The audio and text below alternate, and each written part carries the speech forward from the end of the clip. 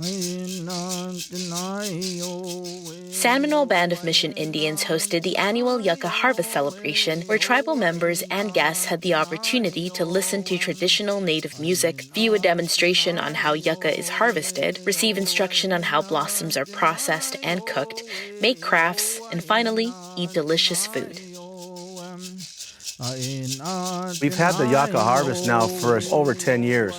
We start this program as a way to get culture moving on the reservation and identifying the plants. The yucca harvest deals with the collection of the flowers of the yucca plant, also the stalk and getting the fiber from the leaves itself. And we have some demonstrations for those. We have the flowers that we actually pick off of the Whippalai yucca that we pick it from. We get the flowers there, and then we boil them 2 to 3 times, getting some of that bitterness out, and then we put it inside some of the foods that we eat. Along with that comes the rope that we get from the plant itself. From the Whippalai yucca, this is the green leaf that's coming out from all those different pokers that are there. And inside this leaf is actually fiber that you make rope out of.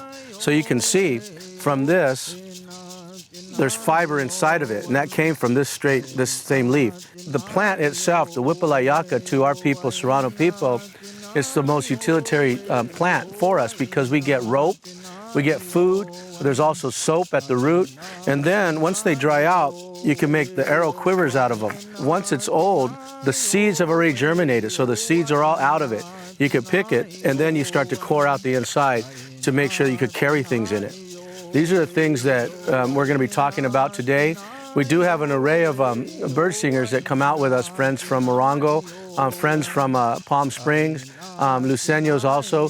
But a lot of us learned Cahuilla bird songs from Mr. Robert Levi, who's taught us this culture that's here.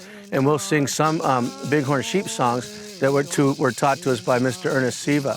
Later on, we'll have our invited guests down, the Miwok people, to be able to celebrate with us the beginning of the yucca plants. And what is so important about it is because now on the valley floor, the yucca plants, the Whippalai yucca, is blooming in our area. And at the higher elevations, like below Running Springs, they're barely starting to sprout.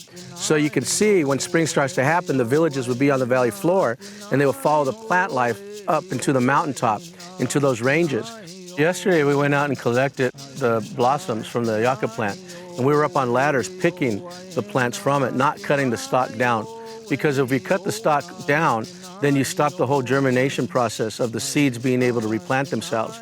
Each one of these that you see blooming, that now has the white heads on them with the blossoms, it took them 7 to 8 years to even get to that point. And then that's their lifespan. So now they actually germinate, those seeds come out of some of those flowers and those pods that are there. So now what we're doing, and before, our people would actually be around the villages, and you would actually go up and pick the flowers, not cutting the stalk down. Now, there's those that are going out and cutting the stalk, which is okay, but let's remember that if we start to take those seeds away, we're denying some plants of being actually born to be able to create that life cycle of food for us the next 7 years.